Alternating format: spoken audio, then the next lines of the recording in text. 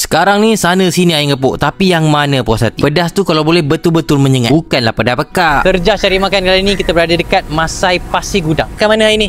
Restoran ayam gepuk super ngetop. Ini dia punya pengalaman tak tahan, aku tak tahu lah. Kau nak order apa? Talapia super ngetop. Level pedas? Extra pedas. Ni make sure habis. Dia ni kalau tak habis makan aku tak cakap apa. Ni satu. Free refill, nasi sambal air tak boleh tambah. Tadi member tu kata extra pedas kan, jadi aku rasa elok kita minta extra lagi pedas untuk dia. Actually nak makan kat sini boleh nak indoor untuk aircon ataupun nak outdoor pun boleh. Talapia merah gepuk RM17.90. Member aku cakap ikan dia ni bagus, cantik, garing masak dan tak ada rasa pelik. Sebab kan tadi dia minta spicy, jadi aku bagilah extra pedas. Tak tahulah macam ni jadinya. Pedas dia pedas berasa. Sedap lah. Taklah pedas yang perit kan. Sakit pula hati aku makan.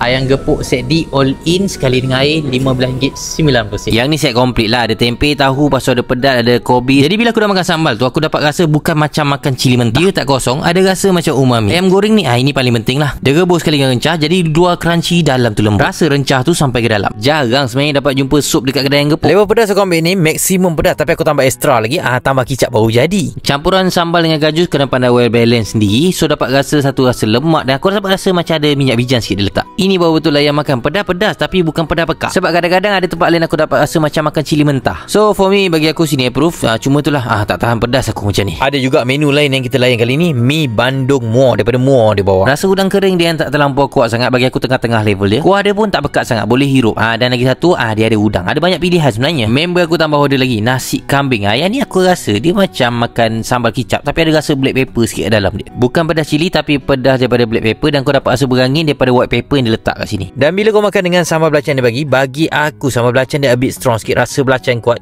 So makan sikit-sikit, jangan makan sekali banyak lah. Dan ada je menu dia tambah. Ayam gochujang pula tiba-tiba ada. Luar dia crispy, dalam dia lembut. Pedas tu tak berapa pedas sangat.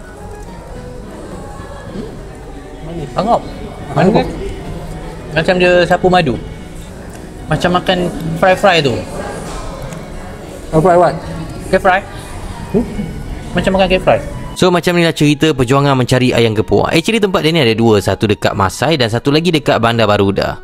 Korang dah pernah cuba? Cuba komen kat bawah pandangan korang. Macam mana? Ngam tak ngam? Ayam gepuk? Ngam. Oh tak pedas. So, ngam. Boleh makan sini, siapa nak datang? Jemput makan.